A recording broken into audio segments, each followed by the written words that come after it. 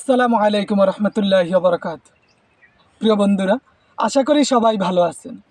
আজকে আমরা বাংলাদেশের উত্তরাঞ্চলীয় বরেন্দ্রভূমির একটা বড় জেলা হচ্ছে নওগাঁ।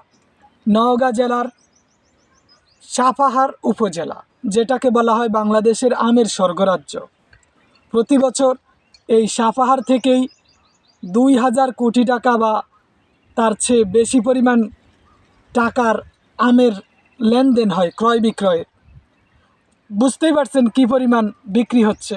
আর আল্লাহ রাব্বুল আলামিন এত পরিমাণ বরকত রেখেছেন নওগাঁর মধ্যে। আপনি যদি আমাদের বাগানটা দেখেন, এখন যেই বাগানে আছি এটা হচ্ছে বাড়ি ফোর।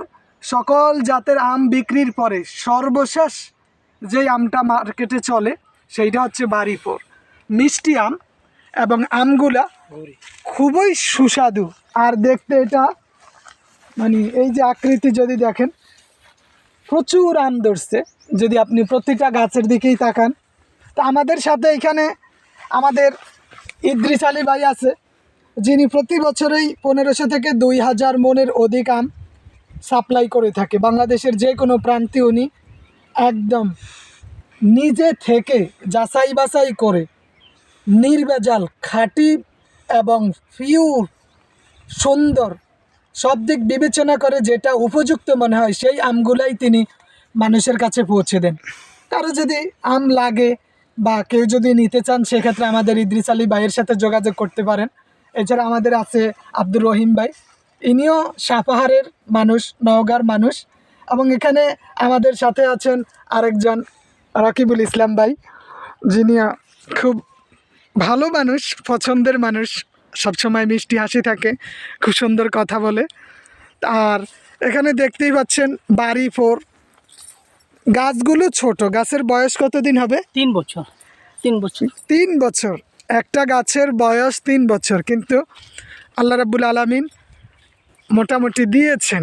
এটা আসলে আমাদের বিশেষ করে কুমিল্লা, চাঁদপুর, ফেনী, নোয়াখালী, ব্রাহ্মণবাড়িয়া বা আমাদের ঢাকা, নারায়ণগঞ্জ, মুন্সিগঞ্জ, মানিকগঞ্জ, গাজীপুর, ফরিদপুর, মাদারীপুর, শরীয়তপুর, রাজবাড়ী, নেত্রকোনা, জামালপুর, শেরপুর, নরসিংদী, বা আমরা যদি বলি আমাদের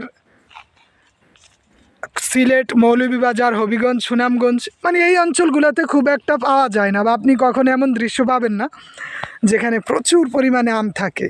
বা আমের এই স্বর্গরাজ্যে আসলেই মনটা শান্ত হয়ে যায়, যে মনে হয় যেন শত শত মাইল পাড়ি দিয়ে এসে আমার ভ্রমণটুকু সার্থক হয়। দেখতেই পাচ্ছেন একদম মাটির সাথে, মানে এই আমটা থেকে মাটির 4 আঙ্গুল বা 5 আঙ্গুল উপরে ঝুলে আছে। আমরা তো আম পাড়তে গেলে কি করি, 20 হাত উপরে উঠি, আর এখানে আপনি শুয়াও খাইতে পারবেন।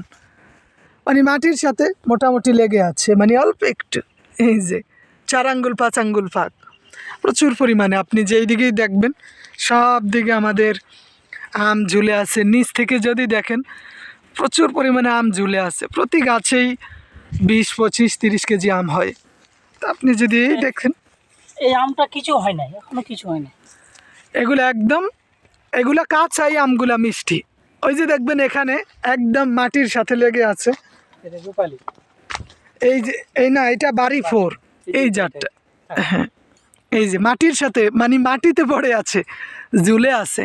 তো ওইদিকে দেখবেন খুবই ভালো লাগে দেখতে, যেমন ভালো কাঁচাও তেমন মিষ্টি।